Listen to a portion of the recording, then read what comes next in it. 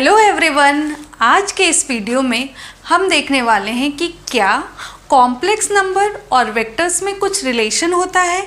क्या हम complex numbers को एज अ वेक्टर रिप्रेजेंट कर सकते हैं या फिर दोनों ही सेम होते हैं। इन सारे क्वेश्चंस का आंसर मिलेगा आपको आज के इस वीडियो में। तो देखते हैं कि कॉम्प्लेक्स नंबर और वेक्टर्स कैसे रिलेटेड हैं। इसके लिए हमें एक एग्जाम्पल लेना पड़ेगा कॉम्प्लेक्स नंबर का। हमने लिया है 2 + 3i और हमें जानने पड़ेंगे कॉम्प्लेक्स नंबर से रिलेटेड कुछ टर्म्स जो कि आपको होप कि पहले से पता होंगे। पहला टर्म हमें जानना होगा मॉडुलस ऑफ कॉम्प्लेक्स नंबर और दूसरा आर्ग्यूमेंट। मॉडुलस मीन्स इसका magnitude, that is x² + y² and argument means angle tan inverse y/x। अब हम कोशिश करेंगे कि इसको हम इस आर्गन प्लेन पे रिप्रेजेंट करें। देखिए, आर्गन प्लेन पे हम क्या मानते हैं कि ये जो है हमारा रियल एक्सिस है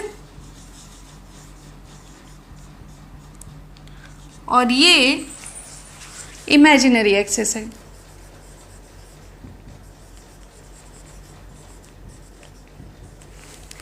अब हम 2 + 3i को इस आर्गन प्लेन पे रिप्रेजेंट करने जा रहे हैं। तो 1 2 एंड दिस इज 1 2 3।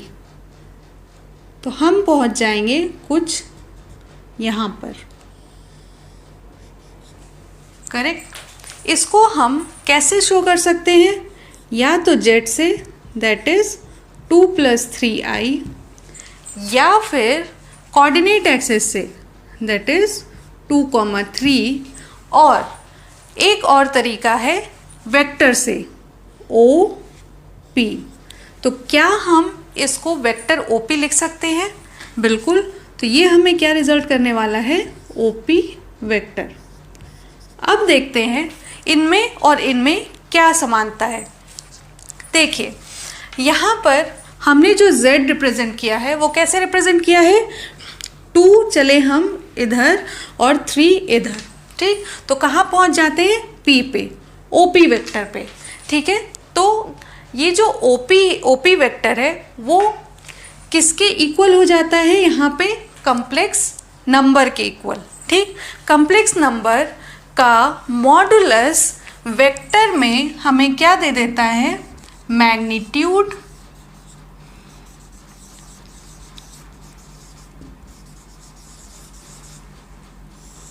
और आर्गुमेंट क्या दे देता है? हमें उस वेक्टर का डायरेक्शन। और यही दोनों क्वांटिटी तो चाहिए हमें वेक्टर को रिप्रेजेंट करने के लिए।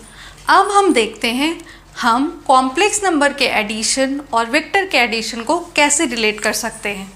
सो एडिशन में अगेन हम 2 वेक्टर्स मानते हैं, z1 कुछ भी मान लेते हैं 3 + 2i and z2 5 + 4i, let's say, ठीक। अब इसको पहले ड्रॉ कर लेते हैं।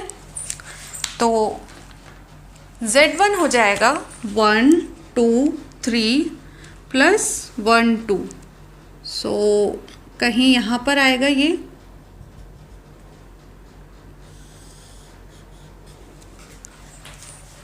z1 3 + 2i, z2 5 + 4i, 1 2 3 4 5 + 4, 1 2 3 4।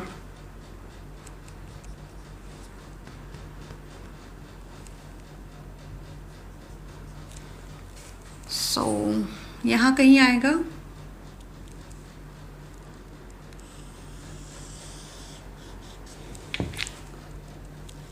Five + 4i। Again हम इसको वेक्टर का नाम दे देते हैं ओ पी एंड क्यू। अब अगर हमें ओ पी और ओ क्यू को ऐड करना हो तो हमें क्या करना होगा, हम इसको ऐसे समझ सकते हैं कि हमने इसको ज्वाइन कर दिया। ठीक, दूसरे पेन से शो करते हैं, हमने इसको ज्वाइन कर दिया।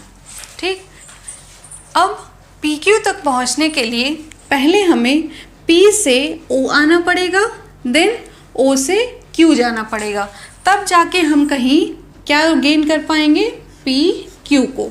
ठीक, तो पी क्यू ऑब्टेन करने के लिए फर्स्ट ऑफ ऑल हमें कहाँ आना पड़ेगा, पी टू ओ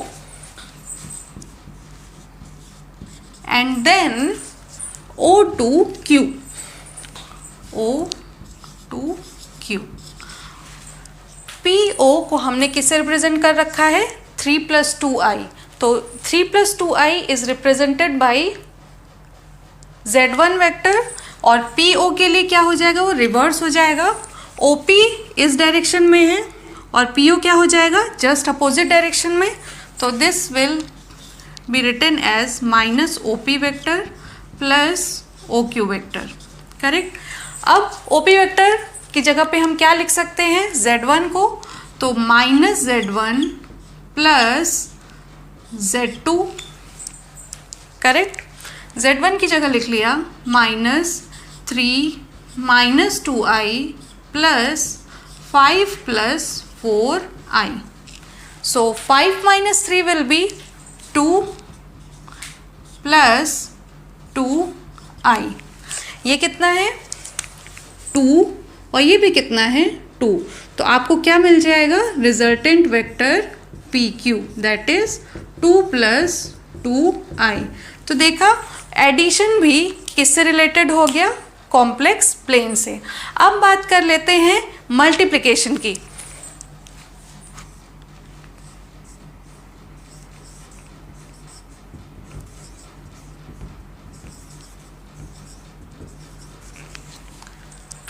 मल्टीप्लिकेशन समझने के लिए हम z को रिप्रेजेंट करने वाले हैं इसके पोलर फॉर्म से, जिसको कि हम लिख सकते हैं r सिस थीटा।